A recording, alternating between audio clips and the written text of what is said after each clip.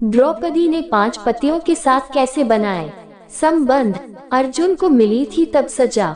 संभवतः द्रौपदी भारत की वह प्रथम महिला है जिसके 5 पति थे, या वह 5 पुरुषों के साथ रमन करती थी। लेकिन सबसे बड़ा सवाल ये कि क्या आज के लोग ये समझते हैं कि द्रौपदी ने विवाह तो सिर्फ अर्जुन से ही किया था, तो क्या उसका रिश्ता सभी के साथ नहीं था।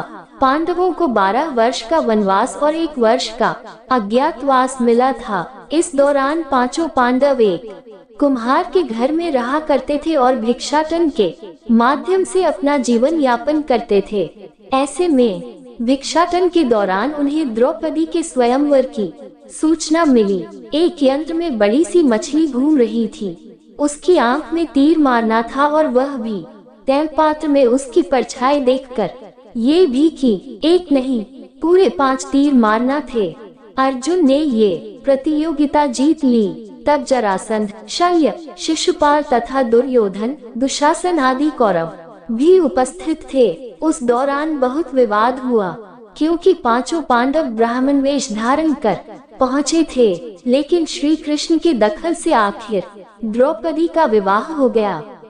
5 पांडवों से उसका विवाह कैसे हुआ या 5 पांडवों की वह पत्नी कैसे बन गई, यह बहुत लंबा किस्सा है।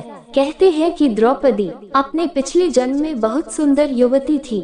सर्वगुण संपन्न होने के कारण उसे योग्य वर नहीं मिल रहा था, इसलिए उसने भगवान शंकर की तपस्या की और तब शंकर जी प्रकट हुए। उस समय द्रौपदी ने हड़बड़ाहट में 5 बार वर मांगे, इसलिए उसे शिवजी के वरदान के कारण इस जन्म में 5 पति प्राप्त हुए।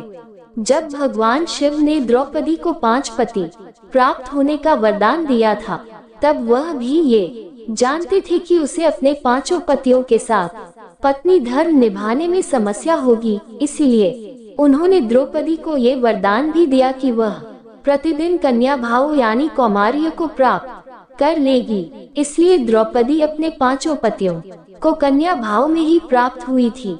हालांकि कहा जाता है कि संतान को जन्म देने के लिए भगवान श्री कृष्ण ने उसे ये सुझाव दिया कि हर साल वह पांडवों में से किसी एक के साथ ही समय व्यतीत करे।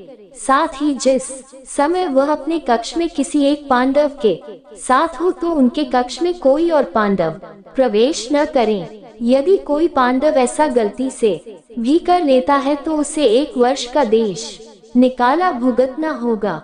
3 माना जाता है कि द्रौपदी जो 5 पांडवों की पत्नी थी, 1-1 साल के समय अंतराल के लिए हर पांडव के साथ रहती थी। उस समय किसी दूसरे पांडव को द्रौपदी के आवास में घुसने की अनुमति नहीं थी। इस नियम को तोड़ने वाले को 1 साल तक देश से बाहर रहने का दंड था। एक बार ये दंड अर्जुन को भुगतना भी पड़ा था। अर्जुन और द्रौपदी की 1 वर्ष की अवधि अभी समाप्त हुई थी और द्रौपदी युधिष्ठिर के साथ का 1 वर्ष का समय शुरू हुआ था। अर्जुन भूलवश द्रौपदी के आवास पर ही अपना तीर धनुष भूल आए, पर किसी दुष्ट से ब्राह्मण के पशुओं की रक्षा के लिए उन्हें उसी समय इसकी जरूरत पड़ी। अतः क्षत्रिय धर्म का पालन करने के लिए तीर धनुष लेने के लिए नियम तोड़ते हुए वह द्रौपदी के निवास में घुस गए। उस दौरान द्रौपदी युधिष्ठिर साथ में थे। बाद में इसके दंड स्वरूप अर्जुन 1 साल के लिए राज्य से बाहर चले गए। इसी 1 साल के वनवास के दौरान अर्जुन की मुलाकात उलूपी से हुई और वह अर्जुन पर मोहित हो गयी। ऐसे में वह उन्हें खींचकर अपने नागलोक में ले गई और उसके अनुरोध करने पर अर्जुन को उससे विवाह करना पड़ा। कहते हैं कि दोनों 1 वर्ष तक साथ रहे। अर्जुन और नागन्या उलूपी के मिलन से अर्जुन को एक वीरवार पुत्र मिला, जिसका नाम एरावान रखा गया। 4 द्रौपदी के 5 पुत्र थे। द्रौपदी ने 1-1 वर्ष के अंतराल से 5 पांडव के 1-1 पुत्र को जन्म दिया था। लेकिन दुर्भाग्य की इन 5 पुत्रों को अश्वत्थामा ने मार दिया था। द्रौपदी और सत्यभामा संवाद। एक दिन की बात है, पांडव और ब्राह्मण लोग आश्रम में बैठे थे। उसी समय द्रौपदी और सत्यभामा भी आपस में मिलकर एक जगह बैठी थी। दोनों ही आपस में बातें करने लगी। सत्यभामा ने द्रौपदी से पूछा, बहन, तुम्हारे पति पांडवजन तुमसे हमेशा प्रसन्न रहते हैं।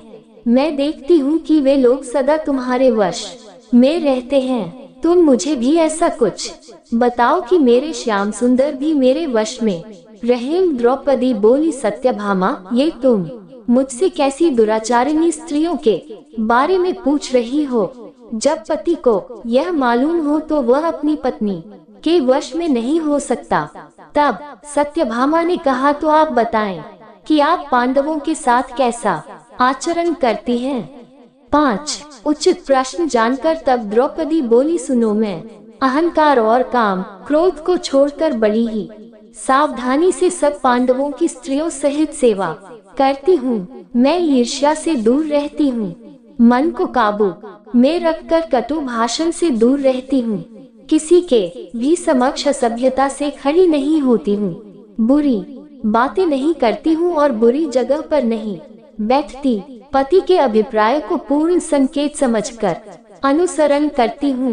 देवता, मनुष्य, सजा धजा या रूपवान कैसा ही पुरुष हो, मेरा मन पांडवों के सिवाय कहीं नहीं जाता। उनके स्नान किए बिना मैं स्नान नहीं करती, उनके बैठे बिना स्वयं नहीं बैठती।